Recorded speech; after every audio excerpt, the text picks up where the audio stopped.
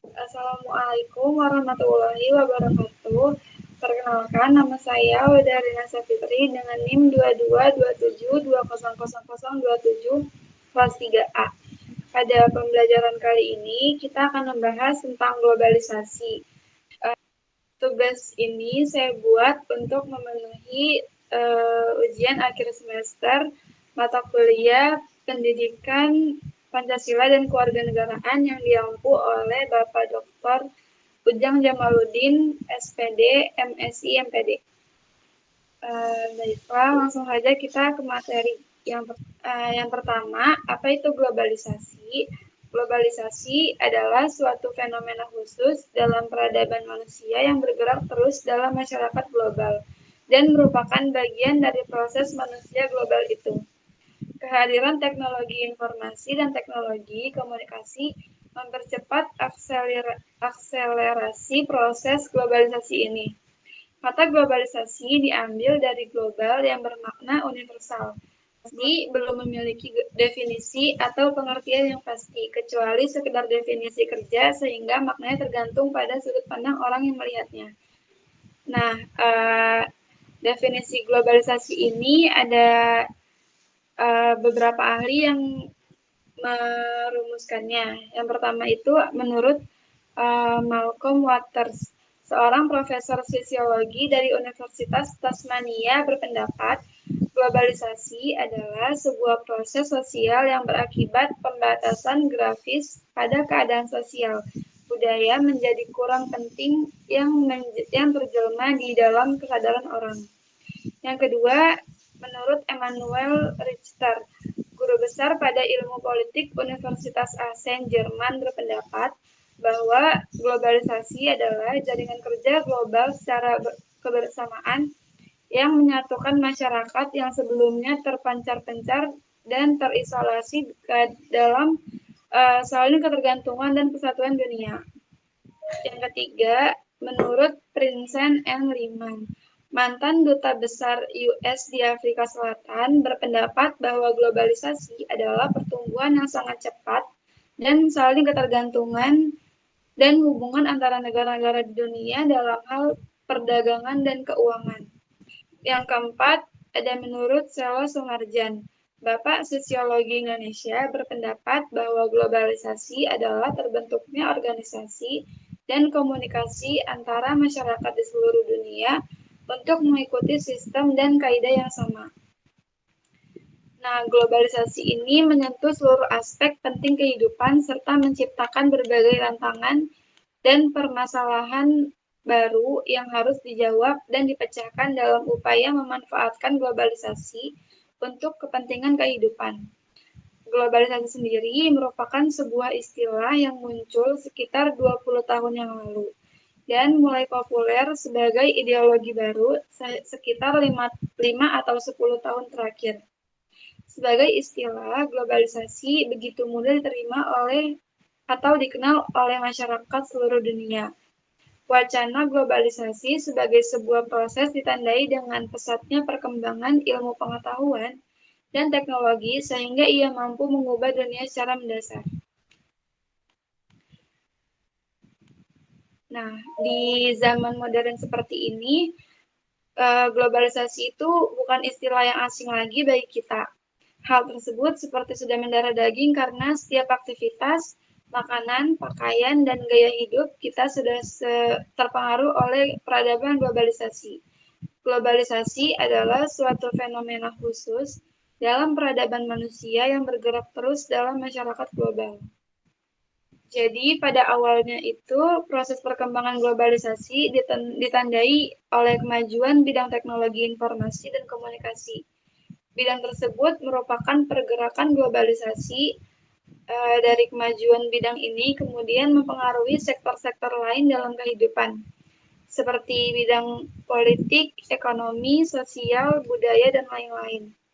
Contoh sederhananya bisa kita lihat dari teknologi internet, parabola, dan TV, orang di belahan bumi maupun yang dapat mengakses berita dari belahan dunia yang lain secara cepat.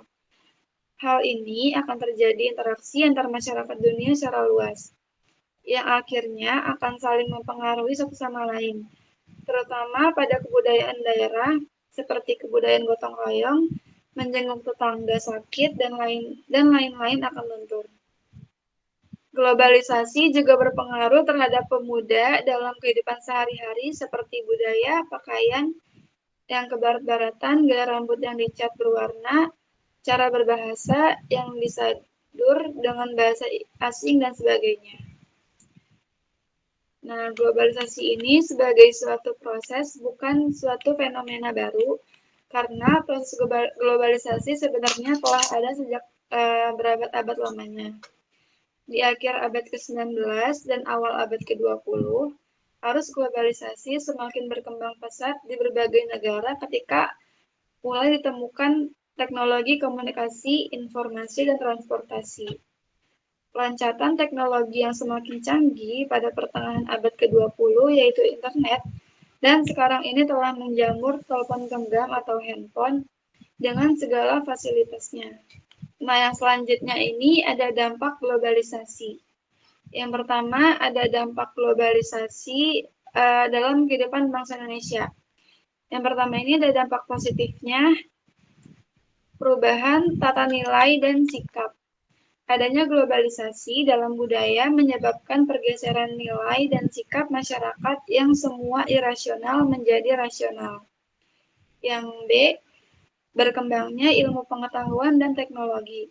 Dengan berkembangnya ilmu pengetahuan dan teknologi, masyarakat menjadi lebih mudah dalam beraktivitas dan mendorong untuk berpikir lebih maju. Yang ketiga, tingkat kehidupan yang lebih baik. Dibukanya industri yang memproduksi alat-alat komunikasi dan transportasi yang canggih merupakan salah satu usaha mengurangi pengangguran dan meningkatkan taraf hidup masyarakat. Selanjutnya ada dampak positif globalisasi dalam bidang hukum, pertahanan, dan keamanan. Nah, yang pertama itu ada semakin menguatnya supremasi hukum, demokratisasi, dan tuntutan terhadap dilaksanakannya hak-hak asasi manusia. Yang B, regulasi hukum dan pembuatan peraturan perundang-undang yang memihak dan bermanfaat untuk kehidupan rakyat banyak. Yang C, semakin menguatnya tuntutan terhadap tugas-tugas penegak hukum yang lebih profesional, transparan, dan akuntabel. Next. Lalu selanjutnya ada dampak positif globalisasi dalam bidang sosial budaya. Yang pertama ini meningkatnya pembelajaran mengenai tata nilai sosial budaya, cara hidup, pola pikir yang baik, maupun ilmu pengetahuan dan teknologi dari bangsa lain yang telah maju. Yang kedua, meningkatnya etos kerja yang tinggi, suka bekerja keras, disiplin, mempunyai jiwa kemandirian, rasional, sportif, dan lain sebagainya. Selanjutnya ada dampak positif globalisasi bidang ekonomi sektor perdagangan. Yang pertama ada liberasi perdagangan barang, jasa layanan, dan komodit lain memberi peluang kepada Indonesia untuk ikut bersaing merebut pasar perdagangan luar negeri, terutama pertanian, hasil laut, tekstil, dan bahan tambang. Yang kedua, ada arus masuk perdagangan luar negeri menyebabkan defisit perdagangan nasional. Next.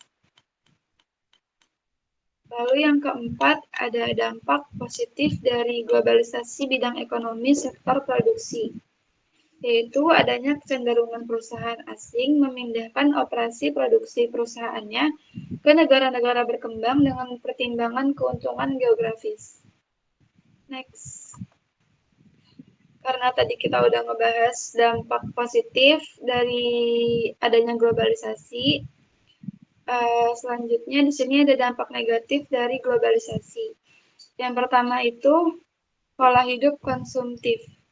Perkembangan industri yang pesat membuat penyediaan barang kebutuhan masyarakat melimpah. Dengan begitu, masyarakat mudah tertarik untuk mengkonsumsi barang dengan banyak pilihan yang ada. Yang kedua, ada sikap individualistik. Masyarakat merasa dimudahkan dengan teknologi maju, membuat mereka merasa tidak lagi membutuhkan orang lain dalam beraktivitasnya.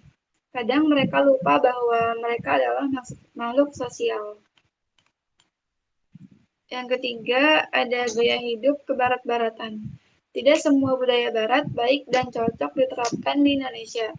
Budaya negatif yang mulai menggeser budaya asli adalah anak tidak lagi hormat kepada orang tua, kehidupan remaja bebas, dan lain-lain. Yang D, ada kesenjangan sosial. Apabila dalam suatu komunitas masyarakat hanya ada beberapa individu yang dapat mengikuti arus globalisasi, maka akan memperdalam jurang pemisah antara individu dengan individu yang lain yang stagnan. Hal ini menimbulkan kesenjangan sosial. Di sini juga ada dampak globalisasi menurut bidangnya. Yang pertama, dampak negatif globalisasi bidang hukum, pertahanan, dan keamanan. Yang pertama itu peran masyarakat dalam menjaga keamanan, kedaulatan, dan ketertiban negara semakin berkurang karena hal tersebut sudah menjadi tanggung jawab pihak tentara dan polisi. Yang kedua, perubahan dunia yang cepat membuat pengaruh pola pikir masyarakat secara global. Sifat-sifat kemasyarakatan adalah pragmatisme, hedonisme, primitif, dan konsumerisme. Yang C, semakin lunturnya semangat gotong royong, solidaritas, kepedulian, dan ketidakkawanan sosial sehingga dalam keadaan tertentu. Next. Selanjutnya ada dampak negatif globalisasi dalam bidang sosial budaya.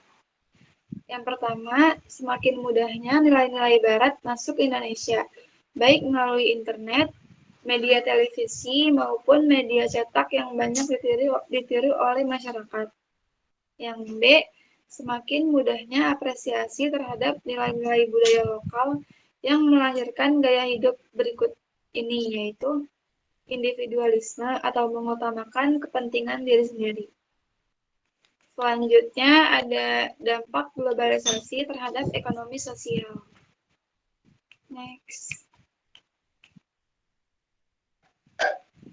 Nah, secara ekonomi, negara Indonesia mempunyai ketergantungan pada perdagangan, produksi, dan finansial internasional.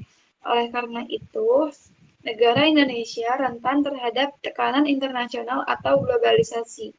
Dalam membahas dampak globalisasi ekonomi terhadap ekonomi nasional, berturut-turut akan dibahas tentang globalisasi ekonomi dan pengaruhnya terhadap perekonomian Indonesia.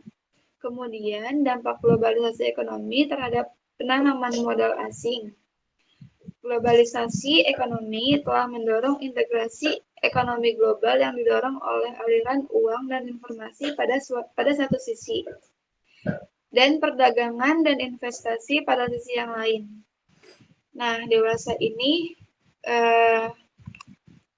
beberapa pusat dunia, yaitu pasar interbank London, menangani lebih banyak uang daripada yang dibutuhkan oleh membiayai rel ekonomi dalam perdagangan dan investasi internasional. Sementara aliran informasi, telekonferensi, meeting, seminar, dan telekomunikasi baik melalui telepon, faks, dan bentuk-bentuk komunikasi lain yang diciptakan oleh teknologi baru telah melebihi aliran uang dalam pembiayaan dan keuntungan.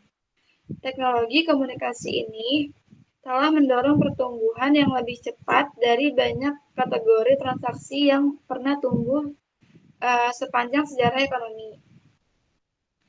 Dalam konteks ini, aliran uang transnasional dapat dilihat sebagai penerus bagi apa yang sering disebut para banker sebagai investasi portofolio.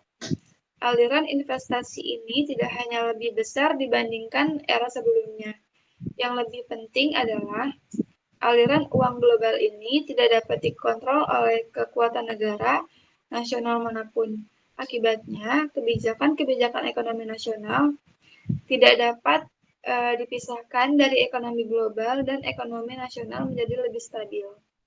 Krisis yang melanda beberapa negara Asia Timur dan Tenggara pada periode tahun 1997 membuktikan hal ini. Di sisi lain, integrasi ekonomi global juga ditopang oleh semakin rendahnya biaya transportasi dan hambatan-hambatan perdagangan. Kedua, faktor ini telah menciptakan pasar-pasar dunia yang semakin terbuka. Biaya transportasi barang telah menurunkan drastis sejak 1970. Dan biaya telekomunikasi telah semakin berkurang sejak era 1930-an. Pengurangan yang cukup signifikan kedua bidang ini telah menciptakan perdagangan barang dan jasa yang semakin intensif ke seluruh dunia. Jadi dalam konteks ini, Garrett mengemukakan bahwa dampak integrasi ekonomi global terhadap ekonomi nasional terjadi melalui 3 mekanisme, yakni tekanan perdagangan yang semakin kompetitif, multinasionalisasi produksi, dan integrasi pasar keuangan. Semakin menajamnya kompetisi perdagangan merupakan komponen utama dalam globalisasi konvensional, dan hal ini telah diakui secara umum. Meskipun sebenarnya kompetisi itu tidak hanya terjadi dalam perdagangan, tetapi juga dalam memperebutkan investasi. Perusahaan-perusahaan transnasional dan investasi modal global akan mencari daerah-daerah yang menguntungkan dan menawarkan intensif yang lebih baik. Oleh karena itu, di era ekonomi global sekarang ini, tugas pemerintah nasional adalah menciptakan kondisi yang kondusif bagi investasi. Untuk itu, para teoretikus telah mengembangkan berbagai wawancara tentang reformasi publik atau pendefinisian kembali peran negara dalam ekonomi. Berbagai usaha ini diarahkan untuk menjawab tantangan yang muncul akibat integrasi ekonomi nasional ke dalam ekonomi global. Hanya ekonomi-ekonomi nasional yang efisien yang akan selamat dan dalam berkompetisi. Hal ini hanya memungkinkan jika mereka mempunyai sistem pengembalian keputusan yang transparan, akuntabel, responsif, dan melibatkan masyarakat luas. Dengan kata lain, menurut pandangan ini, pemerintah yang besar dianggap tidak kompetitif. Selanjutnya, ada pengaruh globalisasi dalam kehidupan bangsa Indonesia. Nah, di zaman globalisasi saat ini, banyak pengaruh yang mempengaruhi remaja. Ada pengaruh yang positif, ada juga pengaruh yang negatif. Sebagai remaja yang baik, kita harus memanfaatkan alat-alat atau teknologi yang sudah canggih, sehingga mampu menguasainya. Indonesia adalah negara yang masyarakatnya mempunyai etika yang baik. Tapi saat ini banyak sekali remaja yang tidak sopan, tidak menghormati orang tua yang lebih darinya. Mungkin itu adalah pengaruh negatif dari globalisasi. Etika seharusnya diajarkan sejak dini oleh orang tua. Anak biasanya meniru kegiatan orang tuanya. Maka dari itu, orang tua seharusnya melakukan kegiatan yang mampu memberikan arti etika baik dan mampu dimengerti oleh si anak. Dengan didikan yang baik, anak tersebut akan menjadi anak yang sopan kelaknya. Dan anak tersebut juga akan mempunyai iman yang kuat sehingga mampu melawan pengaruh buruk globalisasi. Next. Untuk mencegah terjadinya hal-hal negatif tersebut, di sini ada langkah-langkah agar tidak terjerumus pengaruh negatif globalisasi. Di antaranya yang pertama itu menumbuhkan semangat nasionalisme yang tangguh, misalnya semangat mencintai produk dalam negeri. Yang kedua, menanamkan dan mengamalkan nilai-nilai Pancasila dengan sebaik-baiknya. Yang ketiga, menanamkan dan melaksanakan ajaran agama dengan sebaik-baiknya. Yang keempat, selektif terhadap pengaruh globalisasi di bidang politik, ideologi, ekonomi, dan sosial budaya bangsa. Dan yang kelima, perlunya perhatian para orang tua dalam memantau pergaulan dan cara hidup anaknya. Selanjutnya ada pengaruh globalisasi terhadap budaya tradisional Indonesia. Next. Arus globalisasi saat ini telah menimbulkan pengaruh terhadap perkembangan budaya bangsa Indonesia. Derasnya arus informasi dan telekomunikasi ternyata menimbulkan sebuah kecenderungan yang mengarah terhadap memudahnya nilai-nilai pelestarian budaya. Perkembangan 3T atau transportasi, telekomunikasi, dan teknologi mengakibatkan berkurangnya keinginan untuk melestarikan budaya negeri sendiri. Budaya Indonesia yang dulunya ramah tamah, gotong royong, dan sopan berganti dengan budaya barat, misalnya pergaulan bebas. Di Aceh misalnya, 20 tahun yang lalu, anak-anak remaja banyak yang berminat untuk belajar tari Ranub Lampuran atau tari Aceh. Hampir setiap minggu dan dalam acara kesenian, remaja di sana selalu diundang pentas sebagai hiburan budaya yang meriah. Saat ini, ketika teknologi semakin maju, ironisnya kebudayaan-kebudayaan daerah tersebut semakin lenyap di masyarakat. Bahkan hanya dapat disaksikan di televisi dan Taman Mini Indonesia Indah atau TMII. Padahal kebudayaan-kebudayaan daerah tersebut bila dikelola dengan baik, selain dapat menjadi pariwisata budaya yang menghasilkan pendapatan untuk pemerintah, baik pusat maupun daerah, juga dapat menjadi lahan pekerjaan yang menjanjikan bagi masyarakat sekitar. Ada upaya untuk mengantisipasi globalisasi kebudayaan. Peran kebijaksanaan pemerintah yang telah mengarah kepada pertimbangan-pertimbangan ekonomi daripada kultural atau budaya dapat dikatakan merugikan perkembangan suatu kebudayaan. Dalam pengamatan yang lebih sempit, dapat kita melihat tingkah laku aparat pemerintah dalam mengenai perkembangan kesenian rakyat, di mana banyaknya campur tangan dalam menentukan objek dan berusaha merubah agar sesuai dengan tuntutan perkembangan. Dalam kondisi seperti ini, arti dari kesenian rakyat itu sendiri menjadi hambar dan tidak ada rasa seninya lagi. Melihat kecenderungan tersebut, aparat pemerintah telah menjadikan para seniman dipandang sebagai objek pembangunan dan diminta untuk menyesuaikan diri dengan tuntutan simbol-simbol pembangunan. Hal itu tentu saja mengabaikan masalah pemeliharaan dan pengembangan kesenian secara murni. Dalam arti benar-benar didukung oleh nilai seni yang mendalam dan bukan sekedar hanya dijadikan model saja dalam pembangunan. Dengan demikian, kesenian rakyat semakin lama tidak mempunyai ruang yang cukup memadai untuk perkembangan secara alami atau natural. Karena itu, secara tidak langsung, kesenian rakyat akhirnya menjadi sangat tergantung oleh model-model perkembangan yang cenderung lebih modern dan rasional. Next. Nah, jadi kesimpulan pada materi kali ini, kita harus bersikap selektif dalam mengikuti perkembangan globalisasi. Ambillah sisi positif dari proses globalisasi. Dengan adanya proses globalisasi dalam kehidupan, kita dapat memperoleh informasi dengan cepat, membuat kehidupan semakin baik, makin berkembangnya teknologi. Karena itu, orang tua adalah orang yang berperan penting dalam mendidik anaknya agar tidak terbawa arus negatif globalisasi. Baiklah, sekian materi dari saya, kurang lebihnya mohon maaf.